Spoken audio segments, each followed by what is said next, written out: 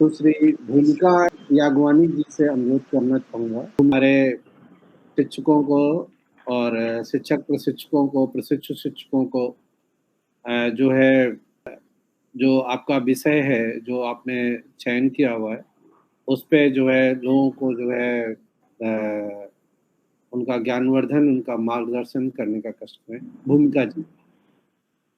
नमस्कार। मेरा आज का टॉपिक है कि सीखने की प्रक्रिया में योग कैसे प्रभावकारी है। तो अभी हमारे साथ बहुत सारे स्पीकर्स थे, उन्होंने योग के, पतंजलि योग के बारे में और बहुत सारे योग के क्या यम, नियम, आसन, प्राणायाम, धारणा, ध्यान, समाधि कैसे अपरिग्रह कर सकते हैं। तो ये इन सब के बारे में बताया। WHO की अमृत जी ने WHO की बताया कि स्व में स्थित होना ही योग है। तो अब देखते हैं कि योग कैसे व्यवहारिक जीवन में हमारे फर्क ला सकता है। कि बहुत लोगों, आज हम ग्रह जीवन में हैं, आसपास की दुनिया में हम बहुत सारी चीजें देख रहे हैं। कैसे योग आपके व्यवहारिक जीवन में बदलाव लाता है और आपकी जीवन जीने की जो कला है उसको और ज्यादा अच्छा कर पाता है। थोड़ा सा ये समझने की कोशिश करते हैं।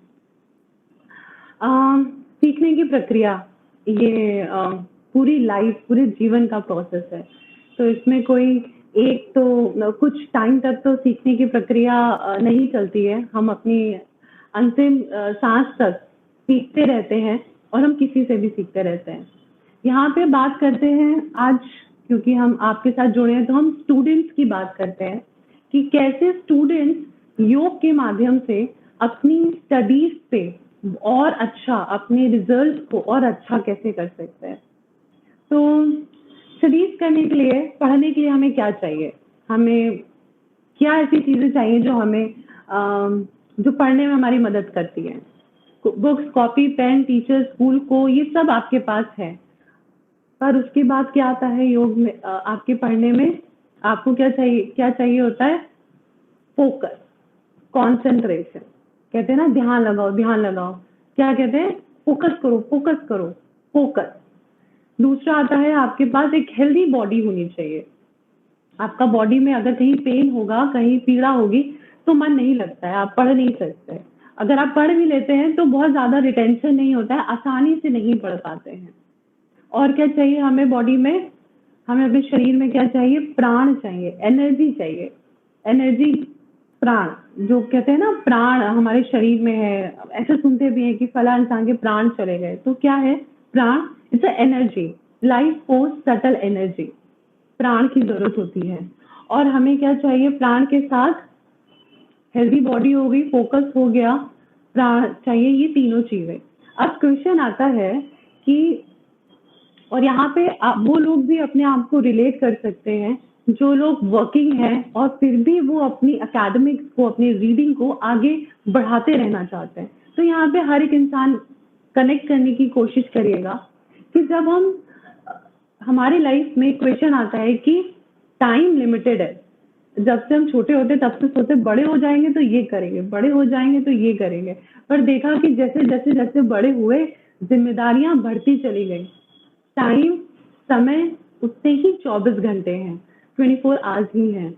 और तीसरा आता है एनर्जी। तो क्या हम टाइम को बढ़ा सकते हैं? वही 24 घंटे, हम उसको 48 घंटे नहीं कर सकते। क्या रिस्पॉन्सिबिलिटी से कम हो सकती है? क्या जिम्मेदारियां कम हो सकती है? क्या नहीं हो सकती। जैसे जैसे हम अपने जीवन में आगे बढ़ रहे हैं, जिम्मेदारियां बढ़ती ही जाती हैं। पर हाँ, एनर्जी, जो आपका प्राण है, उस पे हम जरूर काम कर सकते हैं। उस पे हम जरूर काम कर सकते हैं। वो कौन कराता है, किससे कर सकते हैं? वो है योग।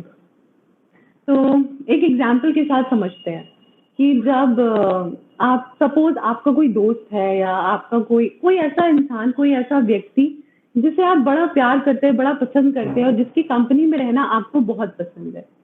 पर आज आप उससे बहुत समय बाद मिलने वाले हैं। तो क्या होता है, उस खुशी में हम अपनी नॉर्मल जो दिनचर्या होती है उससे ज्यादा काम कर जाते हैं।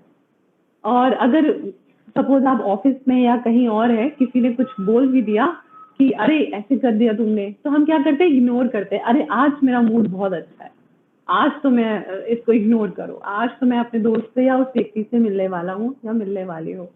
तो क्या है उस समय अगर आप ध्यान दें तो आपकी प्राण शक्ति आपके शरीर में ज्यादा है।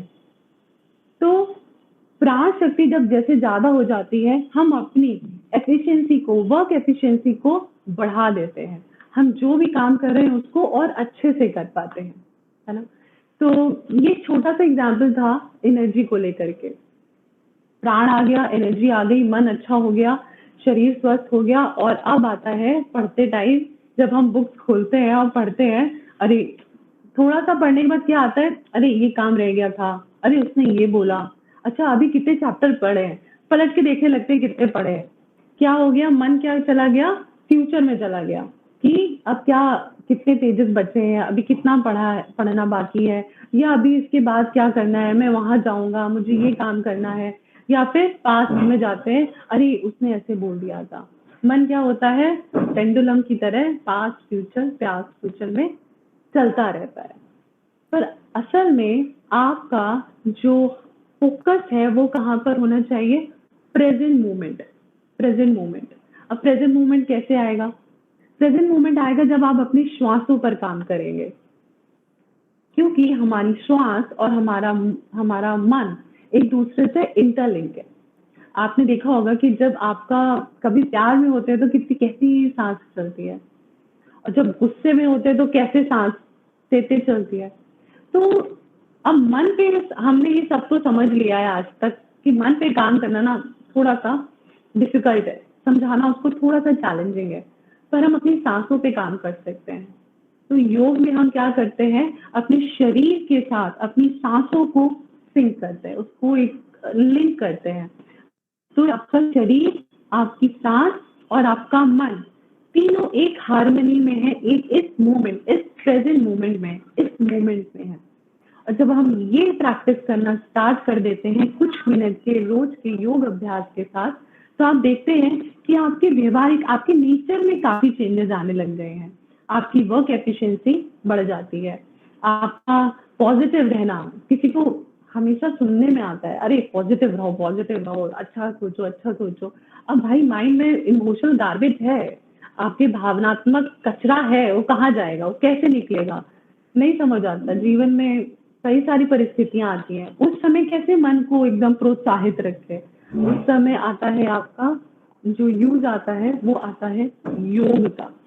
और योग को ना हमने समझ लिया है सिर्फ आसन से, और जब आसन की बात आती है तो हम समझ लेते हैं सिर्फ एडवांस आसन करेंगे तभी योग का फायदा है। बट असल में योग ऐसे आप योगिक टेक्स्ट में भी देखेंगे कि योग क्या है, आसन, प्राणायाम, बंध, मुद्रा, समाधि, क्रिया, आपके बंध, क्रिया, मुद्रा, समाधि। तो योग में ध्यान जरूरी है, योग अधूरा है ध्यान के बिना।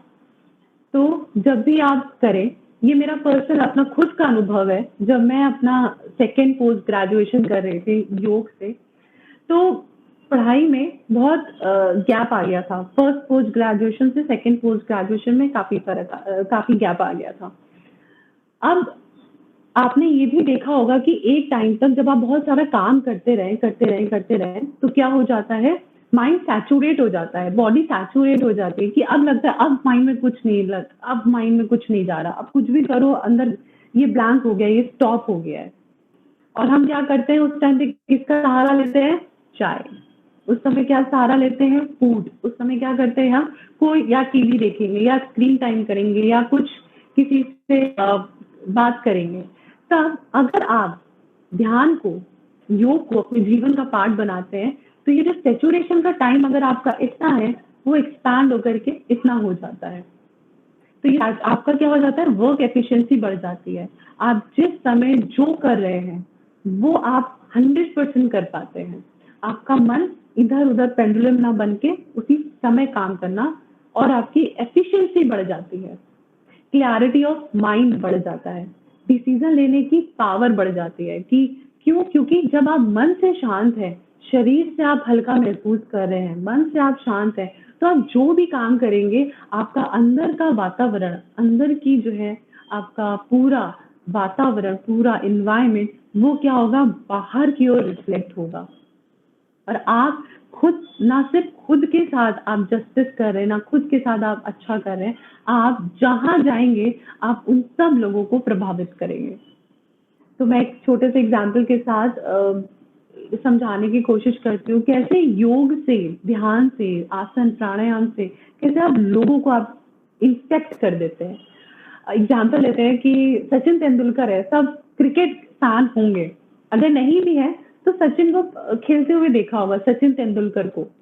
तो जब सचिन तेंदुलकर खेलते हैं, तब आप देखते होंगे वो खेलते उस फील्ड में, उस ग्राउंड पे है, बट आप देखते हैं कि आसपास कितने सारे लोग उनके साथ, उनको उस गेम को देख रहे होते हैं, कैसे वो एकदम एक्साइटेड हो जाते हैं। और उनके साथ साथ वहां पे प्रेजेंट ऑडियंस के साथ साथ हम कितने लोग टीवी के माध्यम से कनेक्ट होते हैं। तो टीवी के माध्यम से कैसे हम एक्साइटेड रहते हैं ना, क्यों?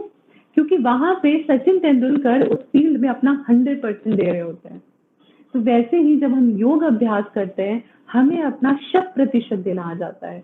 और ये कुछ सीखने की जरूरत नहीं है, आप बस योग का अभ्यास करेंगे और ये नेचुरली, अपने आप, ऑटोमेटिकली ये आपके अंदर चेंजेस आप देखते जाएंगे।